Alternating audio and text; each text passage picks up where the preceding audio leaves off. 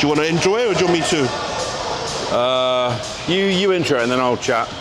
You'll chat shit. I'll chat shit after you've introed it. Here we go then. Mic check, 1, 2. Standard thing.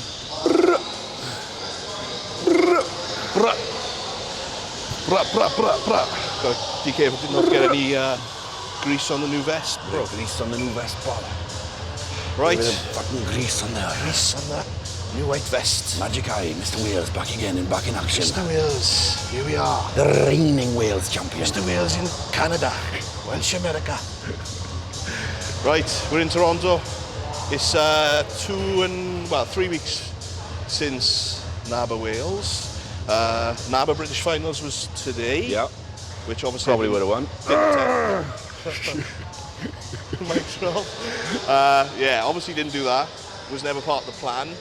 But I thought it'd be a good opportunity to get the big man on camera to kind of touch on the prep, get his thoughts, get his 2 cents or his $2 Canadian on what he thought of it, how it went and stuff. Went pretty well. It went pretty well. Video done. That's it. Here we go. It's the end. Yeah, it went well, we ticked all the boxes. Yeah. We ticked all the boxes. More than we. Well, the goal was the overall. For you. For me. Yeah. Because he was like, I'm not sure whether I should do open or not. And I was like, don't be a pussy, just do it. Yeah. I think I kind of never doubted the effort and the work that was going to be applied, but I probably did underestimate the level of response that we saw in those first kind of 8 weeks or so. Because when you first posed at Shreds, I was like, fucking hell, this is going to be hard He's work. A fucking pie. And like you could see those like storage patterns in the umbilical, the lower abs, like glutes, for example. Like I hadn't seen the diet infos that I think the prep that you'd done with Kuba. Yeah. And obviously you got lean and you got all the way down there. But I hadn't seen that, so I was like, oh shit, he's never dieted before. I don't know what to expect here. And it's sometimes a little bit of a grey area. But like I remember seeing you 6 weeks into prep and you came upstairs into the same light in Shreds, and I was like, holy fuck, like this is massive change in the first 6 weeks. Yeah. So I think it became a point of probably kind of a race against time from the standpoint of condition, and then it turned into a race against time to find a show sooner than we predicted. We did 2 bros because I think if you hadn't have done 2 bros and you'd have waited another 6 weeks into Nabba, you'd have probably gone insane.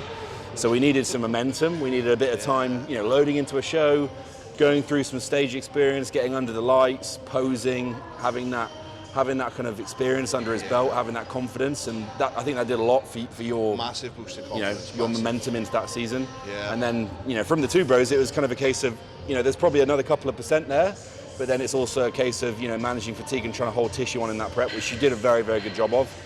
And then obviously the Nabba Wales came, and again it was we kind of tried and tested the peaking method that we did for the 2 bros, which worked very well. So we had that kind of thought process of when we were going to load, how long we were going to leave between the load and peak, and then how long we were going to leave between obviously load and stage. And I think probably emotions and stress and just general pressure on yourself in that last week was immense. Yeah, and I think that probably did skew things a little bit in terms of the response. And we obviously woke up on show day, and it wasn't 100% on the morning of show day, and I had to reverse engineer it a little bit. But obviously the beauty was for the Nabba show, we had a lot of time in the daytime. That was great for us, because you weren't on stage until later in the afternoon. Yeah. So we kind of we kind of reverse engineered the peak, so to speak, into the Nabba show, and kind of filled him up and dried him out throughout the day, which worked very well. Which worked very well. Shout out to Rich at Strom for Peak Max, because that worked extremely well. Lifesaver. But it was I think we ticked every box. I think the package that you eventually brought to the Nabba Wales once we actually got on stage was better than the 2 bros, just in terms of condition being on par, if not sharper, but just being a significantly step ahead in terms of fullness and just general pop on stage, vascularity. And I knew, like, I was, where was I on that? I was in Ireland with Rob. Yeah, rocking with the pros. And I remember you sending me a photo backstage, like pumping up, and I was like, yeah, he must feel good, because he would have never sent me that. He would have never sent me that at any other time, because it'd have been like, oh, I feel flat or whatever. Yeah. So that was really cool to see. Yeah, it was good. And then you tick that box. So I think, and nobody can dispute the work, and now nobody can dispute the you know, the product and the results. So you'll hold on to that for 1 year, and then we'll go and fucking retain it again at some point. We shall see. If the wife is watching this, he has a little bit of downtime. Don't worry. Yeah. But yeah, like now I think the fire's been lit for Jay in terms of what he knows he's capable of, and obviously, you know, he has the ability to take it one step at a time now and just make what he wants of it in the future. You know, the stage is always going to be there. He doesn't have to rush back to it at any point. But I think for him now, it's just a case of being motivated and ready to make improvements and jump into an off season. I know that the Gelseys have given him some advice in terms of what needs to be improved, which is invaluable. I think he is going to get some training with them in the off season, so that'll be fantastic. Back in with Mike and Lisa. So you know, they're obviously massively influential individuals in his bodybuilding journey, and he needs to hold on tight to that. So just improvement phase now, obviously managing this post-show period. Obviously, as you do, once you've got peeled, there is going to be a certain level of recoil, shall we say, in terms of body weight and snoring. That's obviously something that has kind of escalated a little bit, because obviously it's just been lots of travel, a little bit of inconsistency with routine, etc., etc. We go back tomorrow, he'll get back in routine, he'll tidy things up when he goes to Dubai, and then I think once you get back from Dubai, you'll have a pretty clean slate to start that off season. Yeah, it'll be more settled then, and I can put 100. Obviously, we've got summer holidays with the family and stuff. But in between those, I think it's going to be like hard dieting for like week 2-3 weeks, family holiday break, back into a diet, and then I reckon by mid-August is when we push. Yeah. And I'm excited for it because it's going to be like I said to you, it's going to be the first real crack at an off season. Yeah. And coming off the back of obviously the comps, it's like this is the off season. Yeah. Especially with age and everything like that.